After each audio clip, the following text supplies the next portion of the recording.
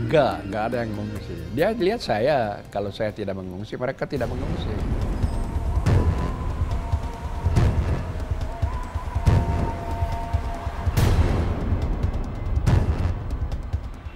Ya, titah sang sultan. Inilah yang beratus-ratus tahun dipercaya oleh seluruh masyarakat di Ternate. Meski sang Gamalama memesona dan menyimpan 1000 cerita. Gunung api aktif yang terletak di busur Pulau Halmahera, Maluku Utara ini mengalirkan kisah bagi kehidupan sekitarnya. Jumlah penduduk Ternate hanya 1/6 penduduk ibu kota negara kita, Jakarta. Namun luasnya 10 kali lebih besar. Warga memiliki ikatan tersendiri dengan Sultan, sang raja yang selalu disebut dengan Pak Tua.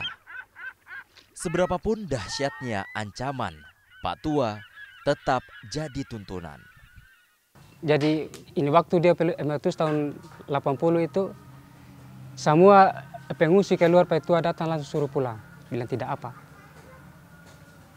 Bilang gunung ini tidak apa-apa. Walaupun dia meletus sampai begitu macam, tapi dia tidak kasih korban masyarakat. Jadi pulang saja, tidak apa-apa. Sultan yakin kerajaannya punya cara sendiri menjaga warganya. Hidup berdampingan dengan semesta memiliki sang pencipta. Gunung ini akan meletus. Katanya mereka pasang itu alat apa lalu tinggi dia punya apa namanya nggak tahu tuh. Gunung kalau mau meletus itu alatnya dia bisa lihat itu naik jarumnya. Tapi saya bilang dia nggak meletus ya dia nggak meletus.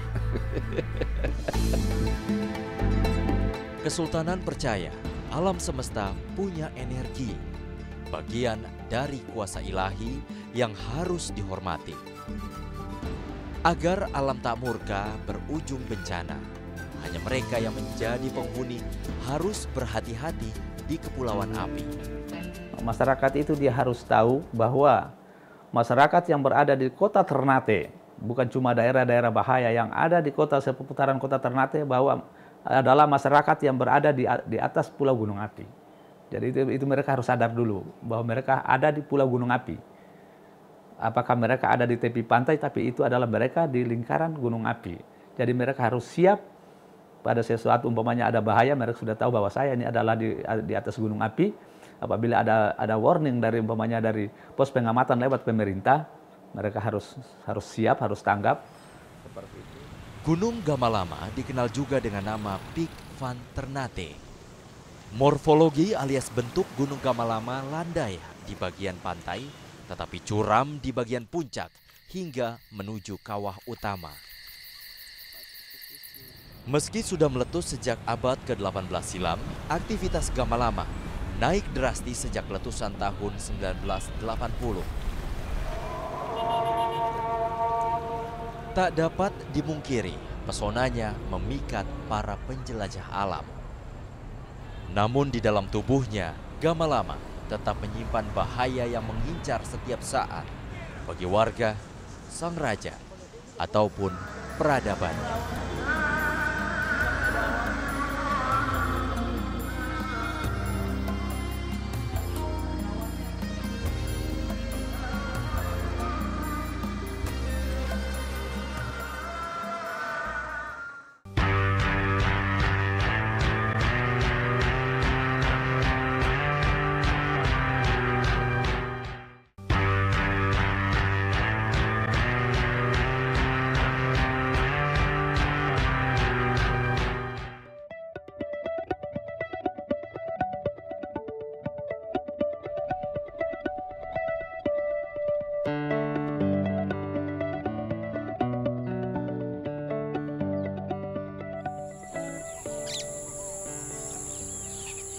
Bukan sembarang jalur, bukan sembarang tanjakan.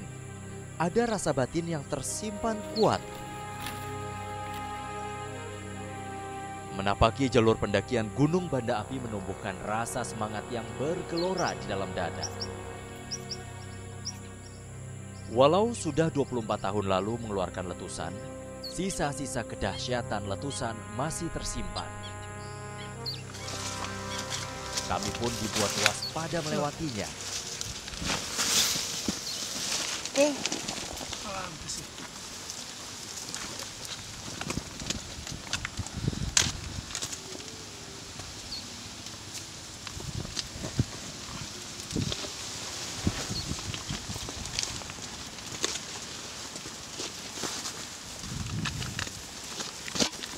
Namun semangat menuju puncak tak pernah padam walau sesaat.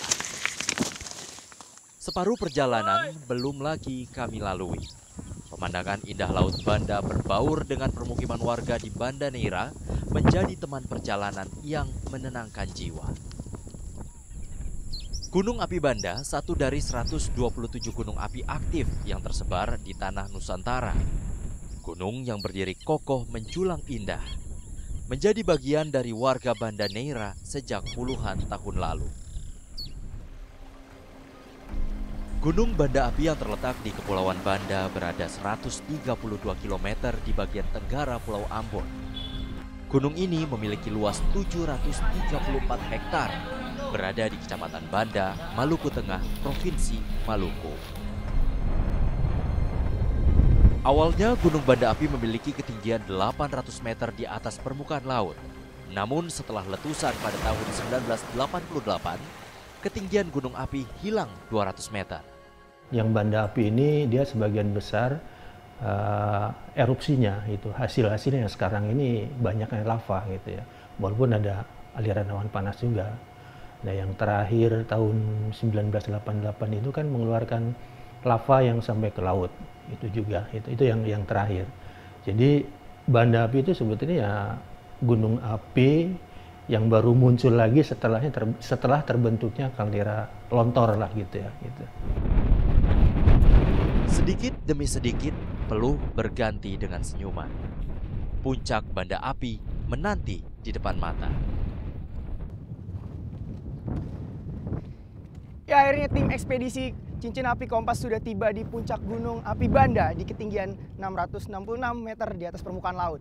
Setelah melalui perjalanan sekitar 2 jam dan jalur pendakian dengan kemiringan 40-45 derajat, kini tim ekspedisi sudah berada di puncak. Walaupun kondisi di puncak saat ini berkabut, tapi saya pastikan kepada Anda apabila Anda mendaki lebih pagi, keindahan alam dan juga keindahan kota dapat Anda saksikan di sini. Dan satu hal lagi, hanya ada di Indonesia.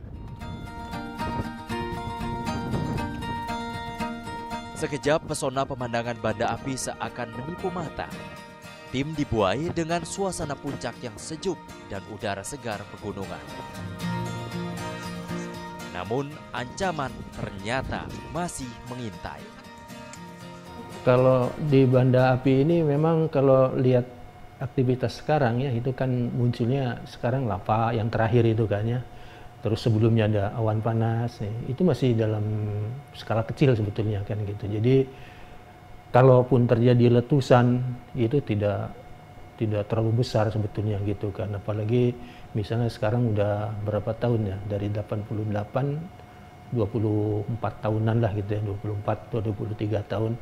Itu masih normal saja. Kalau terjadi letusan pada saat ini gitu ya, letusannya tidak terlalu beda dengan letusan sebelumnya, biasanya seperti itu.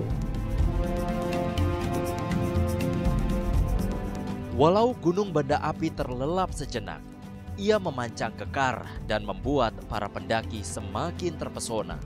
Bahkan sangat terkenal sampai di benua Eropa.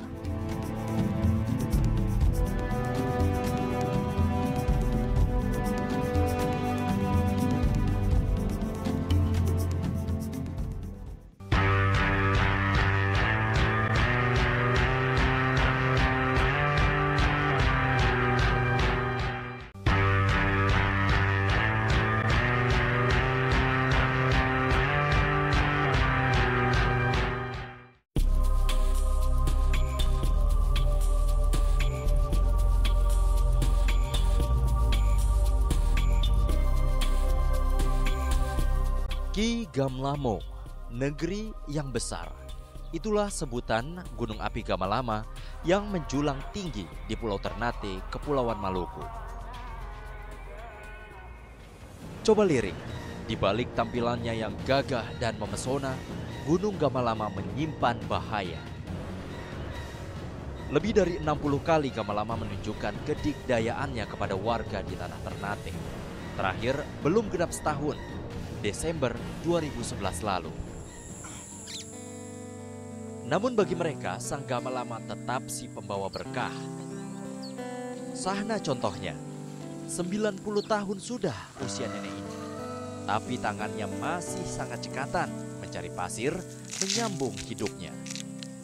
Ini kalau dorong ambil tuh sehari kali 500-600 bisa satu hari.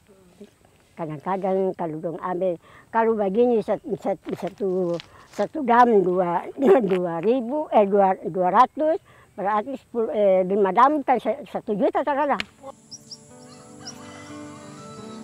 Pasir dan batu yang ia kumpulkan bagaikan emas.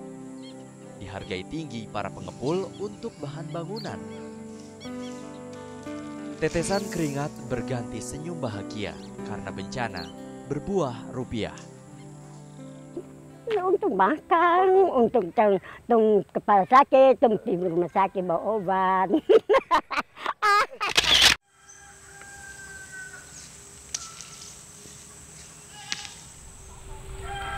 Meski bahaya mengintai setiap saat dari puncak Gamalama, baginya hanya satu. Periuk nasi harus tetap terisi. Bencana api Gamalama ibarat dua belah mata pisau bagi para warga dan kehidupan di bawah kaki Gunung Gamalama. Di satu sisi, material vulkanik seperti batu dan kerikil merupakan sumber rezeki yang untuk dikais dalam mencari rupiah bagi para warganya. Namun di sisi lain, bencana gunung berapi jelas meninggalkan traumatis bagi para korbannya yang akan menjalani kehidupan di kedepannya.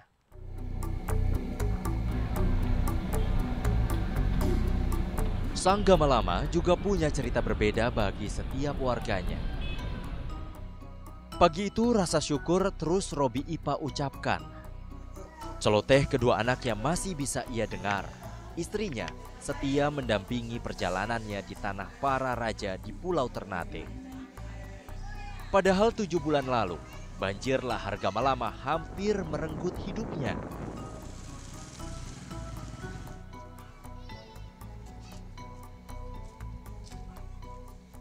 Saya naik motor, terus sampai depan warung, saya sempat jatuh. Begitu ini masih bangun motor, ya motor masih bunyi, makanya saya masih bisa selamat. Ya begitu lari, jaraknya sekitar 2 meter. Saya di depan, itu banjir di belakang.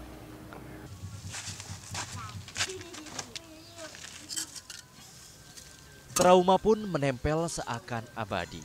Di tengah ia harus membangun rumahnya sendiri untuk sekedar berteduh bagi sang istri dan buah hati. Saya di sini orang yang trauma berat, karena keluar yang 5 Desember yang tahu cuma saya sendiri. Nah, itu yang saya trauma berat. Terus yang kedua, membangun di sini dengan sangat terpaksa, karena memang anggarannya, memang ada bantuan dari pemerintah, kita juga minta terima kasih, cuman nggak sepadan gitu untuk mau beli, cari lahan di luar. Ancaman Gamalama memang bisa datang kapan saja. Kuncinya satu, waspada. Sebetulnya pada jalur-jalur tertentu itu sudah sering terjadi lahar. Tapi karena mereka, ya seperti tadi, mereka itu lebih menguntungkan mungkin tinggal di situ dalam waktu yang agak lama gitu ya, tapi dalam saat tertentu harus mengungsi. Nah, itu mungkin yang jadi pertimbangan mereka. Jadi sebetulnya si lahar ini sendiri jalannya atau perkiraan alirannya sudah dibuatkan oleh pusat vulkanologi dengan peta KRB-nya itu. Jadi kalau kita mengacu peta kawasan rawan bencana atau KRB tadi, itu ya aman sebetulnya.